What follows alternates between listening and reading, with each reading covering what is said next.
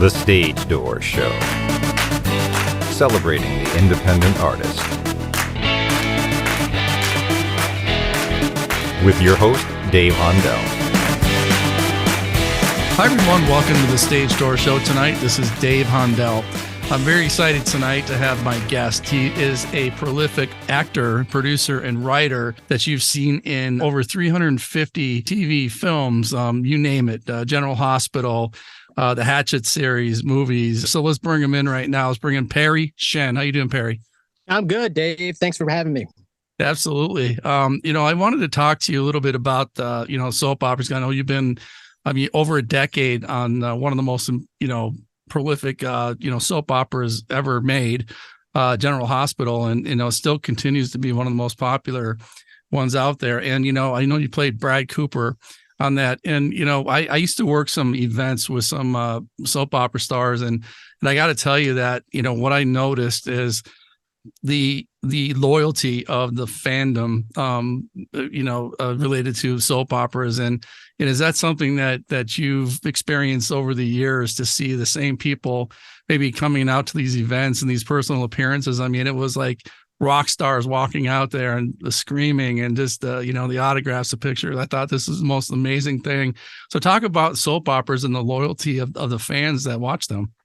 Yeah, there's something a different dynamic than watching, say, something for 22 episodes a season and even 12 episodes if you're talking about streaming platforms, whereas we shoot 250 episodes a year because we're on every single weekday.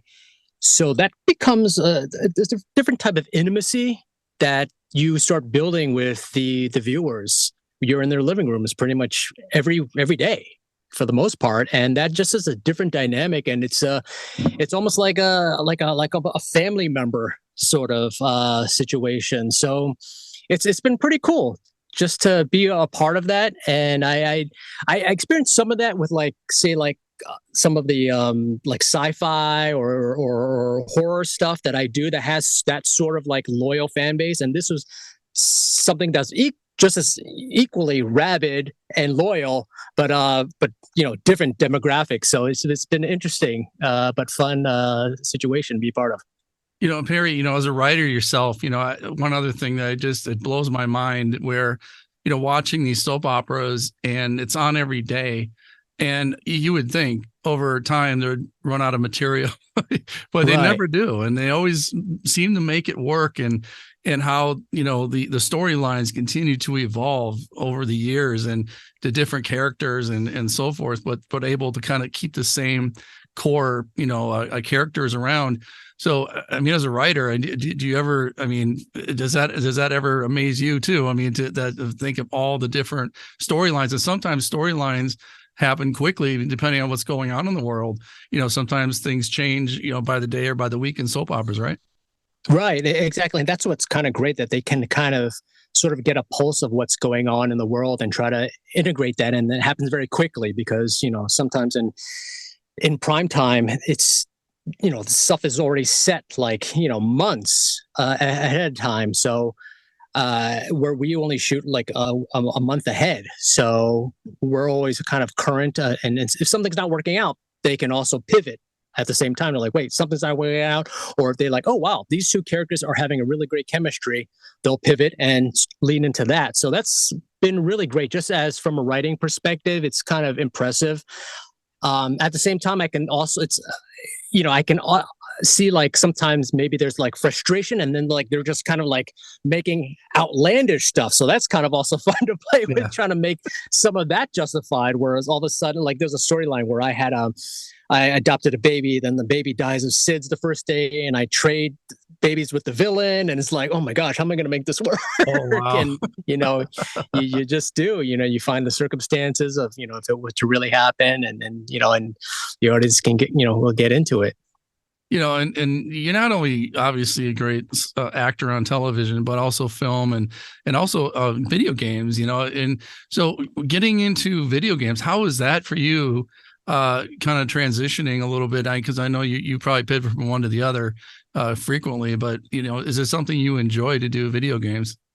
Definitely. And I first kind of got spoiled because my first big video game was this game called Sleeping Dogs, and I played one of the main villains, and he's a big guy on the game. He's like, 6'5", rippling muscles, white beard all the time. He just talks like this all the time, and it was great because I kind of am always limited to kind of what you see, right? I'm 5'7", and so I kind of like, I'm kind of play kind of like boy next door, nice guy, or but never like the menacing guy. So it was kind of great to basically have an avatar and be like whoever I wanted to be. And it was great. I was basically like threatening these guys who are like much taller than me in real life. Right. But in the game, they just, make me look like I'm towering over them. So it was like really fun to do the mocap and the voice performance. And it was like, wow. And actually they started,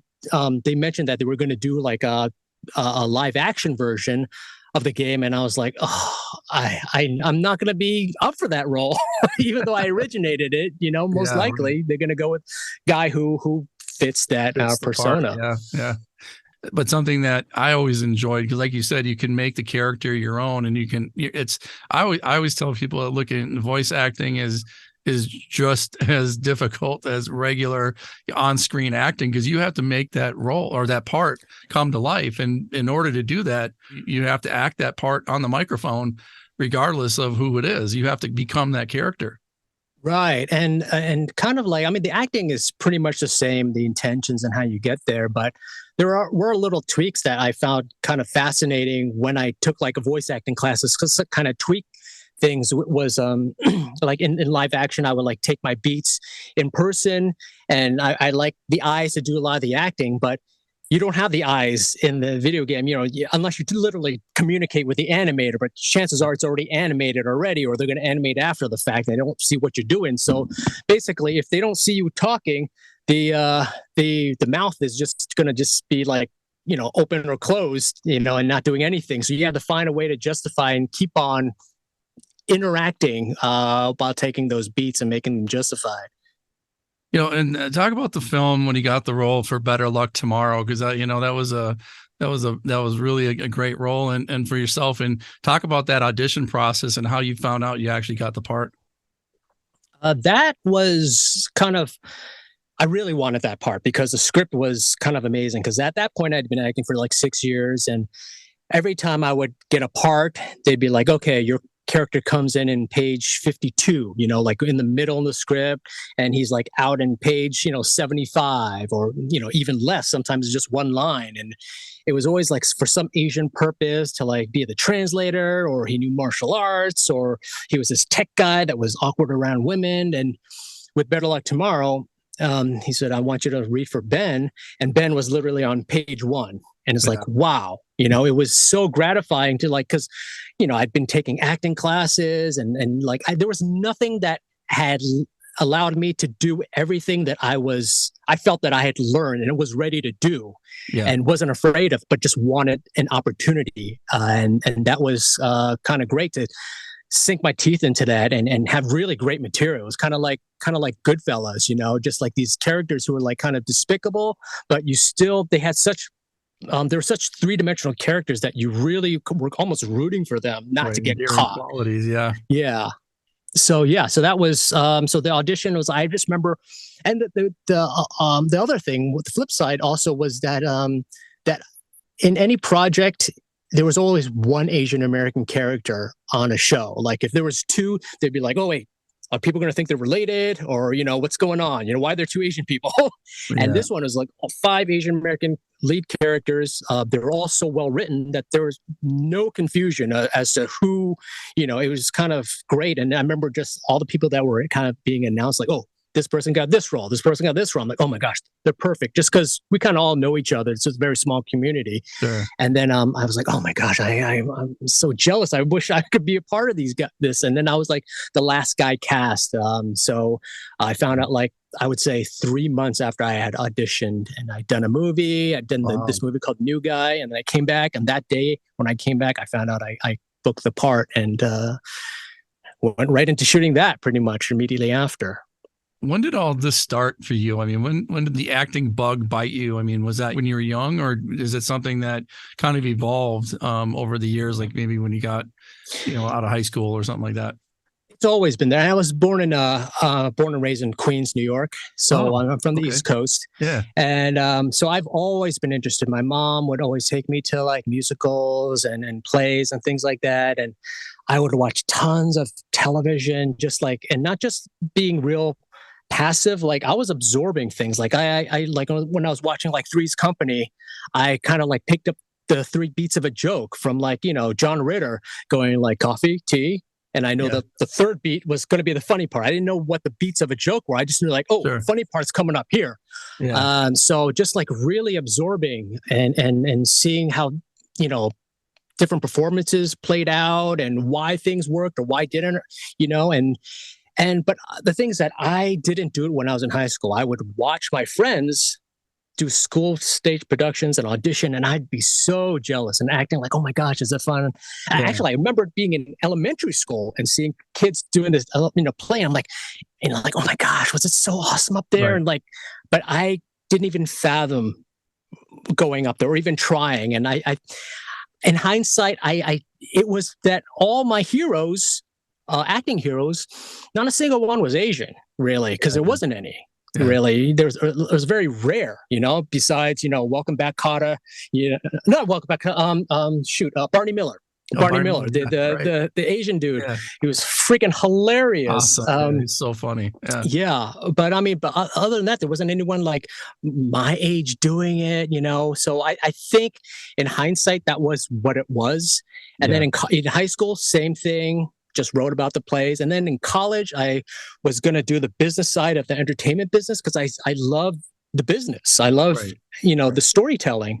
And I just remember I thought, okay, maybe this is the safe way of dipping my, toe into the waters. And I would, I interned at, great places, but I would see people do commercials and I see them act and I'm like, oh my gosh, I could do so. I'm pretty sure I can do better than that, And I think I have something to offer. So it was my junior year. I had taken so many credits that I technically had enough to graduate as a junior. Mm-hmm. And my parents were going to pay for all 4 years of school. And so that senior year, I took all these courses those were the ones when I looked in the catalog, I'm like, oh, that would be really fun. And they're all like acting or media studies or film production. Yeah. And I took all those my senior year. And it was so much fun. It was like life-changing. I was like, oh my gosh, I can actually be going to school and doing this stuff and getting access to equipment. And this is great. Learning how to edit and everything I wanted to do. And then finally, I saw a lot of people who had graduated ahead of me come back and they were in the business track and they were all, they're on the accounting track and they were like, oh man, I am kind of like stuck now. Sure. I've got a family, I've got a pension. It's really hard now. And I've got a good paying job. It's hard to leave. And I was like, wow, if I'm going to do something quote unquote unpractical, it's got to be now. Yeah. And so, but it was scary too, because I didn't study for this stuff. So I basically, treated it like a business. I'm like, if I'm the product, I've got to make myself the best product. So that means as soon as I go out to LA, I got to have a plan, which is getting the best training possible. I've got to play catch up now all of a sudden, and so like when, actors would thank their acting teachers during the Oscar speeches, I would diligently take note of all those instructors and study with them because they were they were teaching the best of the best, So that's kind of what I did and just slowly snowballed, got a little commercial. Then in a couple of years, I got a guest star on a television show and just sort of as you build your resume and you build your reel, it gives you access and people trust you more. People know you and like, oh, he did this. We worked with him on this. Or he gave a good audition 4 years ago. We didn't cast him, but we remember he did a good job with his choices. So that's kind of how it works, for me. I think what you said is so well said, because this is something that we like to push on our show is the fact that you are your own product. And a lot of our actors are indie actors and they work, basically by themselves. They don't have representation, a lot of them. And one thing that we like to push is, you got to market yourself, and you are your brand. And how are you Right. going to brand yourself, and how are you going to market yourself? Because if you don't go in with the mindset that you did, I think a lot of people become unsuccessful down the road because they're not treating it as a business. And really, it is a business. Right. Whether you're a singer, actor, anything, even a producer, Absolutely. a director, you're a product. So I'm so glad you said that, and it's going to lead me to my next question: is what's the number one advice that you would have for somebody just starting out? Maybe something you didn't do, or maybe something that you did and it worked. What would your biggest piece of advice be to our listeners out there that want to become an actor like yourself, or producer, writer? The advice that I kind of give anybody that was that asked, how do I start doing this, or really anything, is something that was imparted to me very early on, and it just made sense, was just to do one thing a day towards your career. And if you do that, those little things add up, becomes 365 things that you wouldn't have done for the big picture. Because it's kind of hard to start from zero to like saying, oh, I want to be in a feature film. It's like, what are those steps? Break it down, to make it manageable. You don't eat a big meal. You kind of like, you got to carve up the turkey. You got to take it one piece at a time, and then you can eat what's in front of you, and it's more palatable and manageable. So whether it's reading a play, a little, a few pages, writing a few pages a day, working out, so that you're physically look, at your best that you want to, and you feel the best, and you're confident. And so that's not a factor. All those things, watching a film, watching YouTube videos, breaking down analysis of scenes. I mean, you have the access to so much information at your fingertips, and it's like a library that's just right in front of you, that of so many great pieces that sometimes you dangerously go down this rabbit hole because there's like related videos, and you're like, oh my gosh, wait, I'm never going to get out of this chair. But I mean, all that stuff is learning. And then at a certain point though, you're going to have to, those little steps has to actually be practically applying them, and not just being in a classroom the entire time. There's people who just go to class all the time and all they do is learn. But sometimes you actually got to step out there and actually do it, and you got to fail and then learn from that. And because all the stuff that I've done, sometimes if I'm hesitant to take a smaller project or something like that, and I find something a little interesting, I always try to remind myself that like you're going to learn something from this,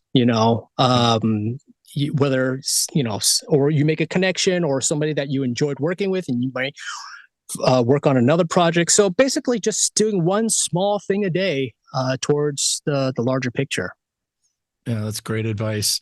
Also, I know you speak, you do speaking engagements as well. And, I know you speak about, the, Asian American, being an Asian American actor, filmmaker, so forth. And, do you feel like right now that we're moving in the right direction when it comes to Asian American films and actors being, placed in bigger roles, or is it something that we're just not there yet, and we have a long way to go? It's come leaps from when I started. That's for certain. It was always, as I said, like those Asian functions, but now that's becoming less and less the case. Yeah. But it's been great to see. I mean, there was, to even think of a Crazy Rich Asians situation, or having fresh off the boat, Asian American family on network television for several years. I mean, it's and then showing how universal it could be when they're being specific about like kids being made fun of their culture's food being brought to lunch, and the kids like, I just want a peanut butter and jelly sandwich, and all cultures can relate with that, and it becomes funny and identical and universal. So it's been really cool to see, and it's great to see, because I have a daughter that's going sort of she's in college, and she's not doing acting, but like about the entertainment. And then it's great that she doesn't have to deal as much as that with that stuff. It's kind of like, there's not a question of like, wait, what are you doing in this room?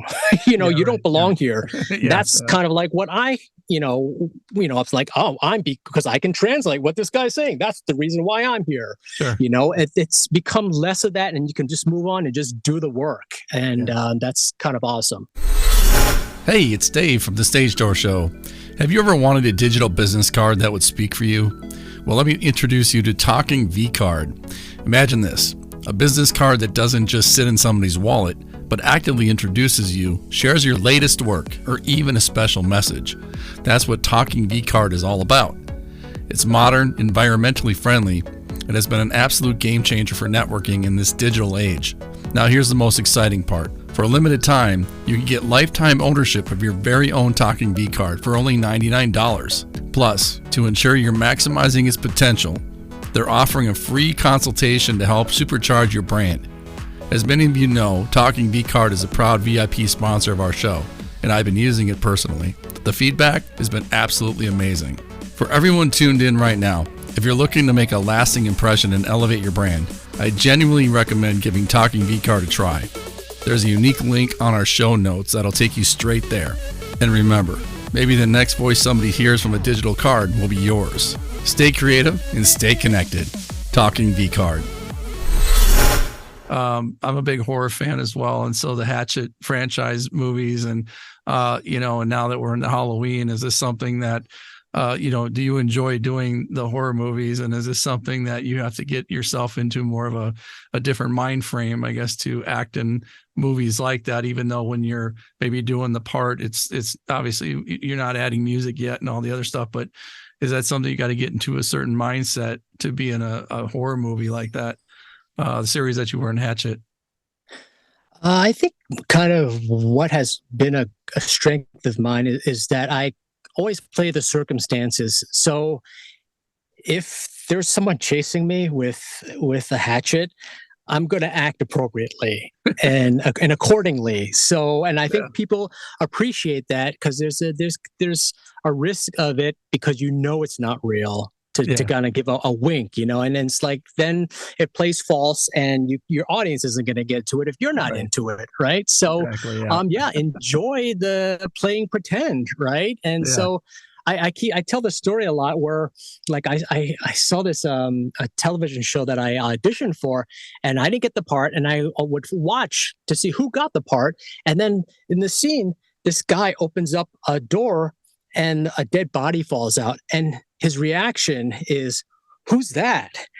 Not like freaking the hell out, like, screaming his head off. I'm like, oh my gosh, how did this guy get this part? Like, how would you react if that actually happened? Yeah, shame on the director for letting him get away. There's so many things wrong, so I think that's why, like, it's not a problem playing any genre. I just kind of, if I'm in outer space, no air, it's like, oh my gosh, this is great. This is what you want, so it's a gift. It almost seems like the gore, like, from like the Nightmare on Elm Street, so back in the 80s, 90s, when there was a lot of gore in the horror movies, but now you're seeing more of a thriller aspect of jump scares more than, almost like psychological type terror than you see, people just stabbing each other with knives and hatchets. Do you find that to be the case? It's more like a psychological thriller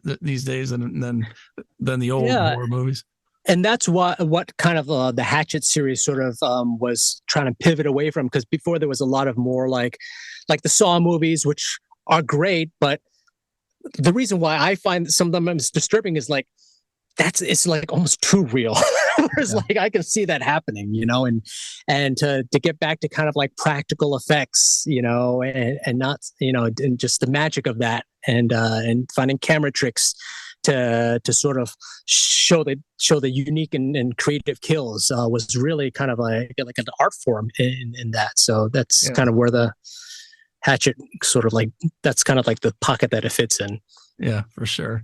If there was one role, it doesn't matter what it is, if it's already been out there or it hasn't been created yet, but what's that one role that you just dream about playing and hope to play someday before it's all over? I think it would be something that's sort of like a strong ensemble film where it's a lot of characters, but it still works. Like you care about everybody. You don't want anybody, to break up this cohesive team. Like just like an Ocean's film, the original Ocean's 11, or even Aliens, where they're trying to do something as a team, Right. that it's not just one lead guy, it's just like Right. a solid ensemble of characters, and, something happens to the group to break them up. It's devastating, so something like that would be really fun, I think, to be and bounce off of other actors and have magic happen, Oh, for sure. No, I think that's awesome. It kind of not unlike maybe some of the Marvel movies, someone where there's several Right. people working to get the bad guy, Yeah. but it's all said and done, Perry. What do you want your legacy to be? What do you want to leave behind when with your fans when it's all said and done? That was entertaining, made them laugh, made their lives a little bit better, that they can escape from, and just brought them some joy, It's awesome. Yeah, I mean that's what it's all about. When all of us fans of movies and TV, and that's what we try to do. Is especially nowadays. Obviously, you turn the news on and it's nothing but negative, especially now with the war going on Right. overseas, and just the devastation of the weather and the fires and everything else Yeah. going on. So yeah, if we just to escape like that, and you're a big part of that community, so we appreciate that as Thank you. watchers. So Perry, I know you have some, before we go, I know you have some personal appearance dates coming up, I noticed on your website. Is there anything you can talk about with there? a few of the GH cast. So it's October 28th and 29th. We'll be hitting up Boston, Staten Island, New Jersey, and Philadelphia for some appearances. So yeah, that'll be the most recent thing that's happening. Well, that's great. And again, your work is amazing. And, just thank you for taking the time to be on our show, taking the My time. pleasure. I mean, it was really an honor to have you on, and, you're always welcome back, of course. And, we can't wait to see what's next. And hopefully this strike ends soon. I know the writers are back, but let's get the actors back soon. Definitely. All waiting for that. But again, thank you for taking the time, and I can't wait My to have pleasure. you back on again. Great. Thank you very much.